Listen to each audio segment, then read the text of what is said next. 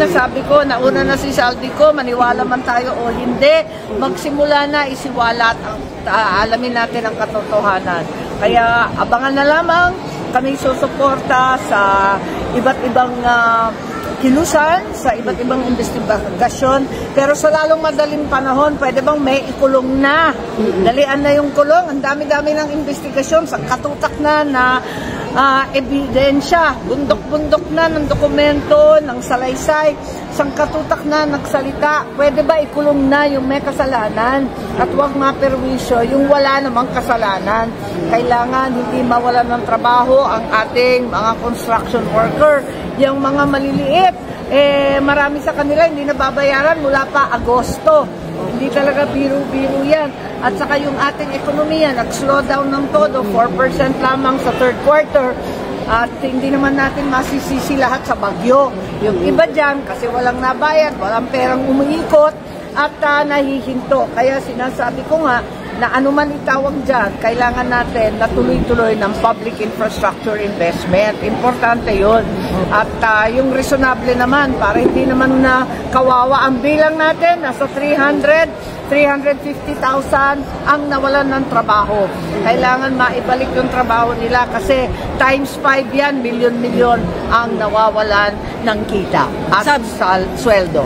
Sabi ni Presidente, before Christmas daw ay may makukulong na daw. Yes, sana naman. At wag naman tayo mapako lamang sa maliliit na kontraktor o malaking kontraktor o assistant district engineer. Pwede ba?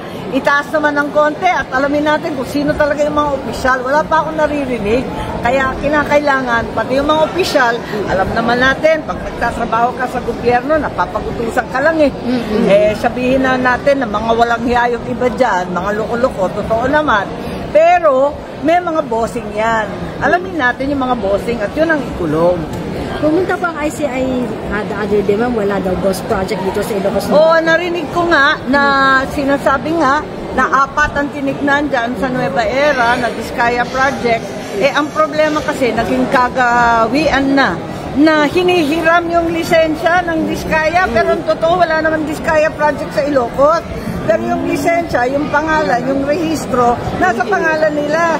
Kasi iba naman yung business model nila. Talagang inuupahan yung lisensya. Saan ka naman nakarinig ng kalokohan na ganito? Kaya ang nakita daw, wala namang ghost project. May konting repair. Siyempre, ang dami-dami ng lumipas na bagyo, talagang magre-repair. Pero kinakailangan talaga alamin ano ang ilalim ng lahat na to, saan nagmula, ano yung ugat, na matapos ang permission itong flood control scandal. What is your wish for your 70th birthday? Well, sa akin, sa birthday ko, God bless the Philippines. Ang gulo-gulo natin ngayon, tuwa nga ako makauwi. At dito muna ako magbo-birthday para makahinga ng kaunti. Ang Maynila talagang apakagulo.